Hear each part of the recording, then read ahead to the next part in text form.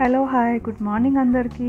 ఇవేంటా అని చూస్తున్నారా? వీటిని ఉస్తికాయలు అంటారు. మనం వీటితోనే ఈరోజు పులుసు చేయబోతున్నాము. ఈ ఉస్తికాయల్ని ఇలా క్లాత్ పైన స్ప్రెడ్ చేసి ఒక్కొక్కటిగా బ్లో చేసుకోవాలి. ఒకవేళ ఈ ప్రాసెస్ని స్కిప్ చేసి దీన్ని అలాగే యూజ్ చేశారంటే చేదైపోతుంది. అన్నిటినీ బ్లో చేసిన తర్వాత ఒక 2-3 టైమ్స్ నీళ్ళల్లో వాష్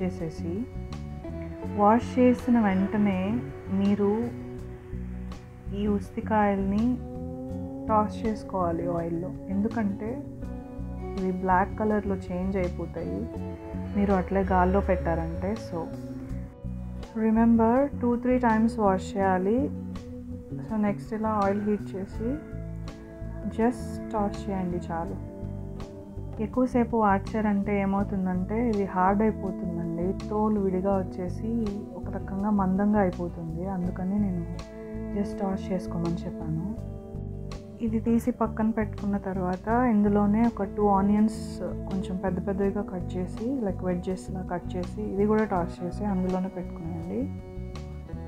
నెక్స్ట్ ఆవాలు, జీలకర్ర, ఇంకో 2 స్లైస్ చేసిన ఆనియన్స్ కూడా యాడ్ చేసి గోల్డెన్ కలర్ వచ్చే వరకు ఫ్రై చేసుకోండి. ఇది ఇంకా ఇలా కలర్ చేంజ్ అయిన తర్వాత టామరిండ్ వాటర్ యాడ్ చేసుకోండి. మీకు సరిపడిన పులుపు వేసి చాలా థిన్గా కలుపుకోండి, థిక్గా వద్దు.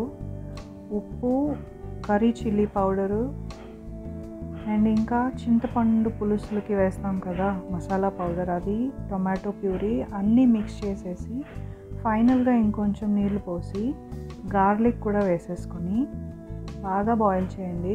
బాయిల్ చేసి కొంచెం థిక్ అయింది అనిపించిన తర్వాత టాస్ చేసి పెట్టాం కదా అది యాడ్ చేసుకొని జస్ట్ 2 ఉడుకులు ఉడికించి సర్వ్ చేసుకోండి. ఈ ఉస్తికాయలు చాలా మంచిదండి అల్సర్కి ఎస్పెషలీ.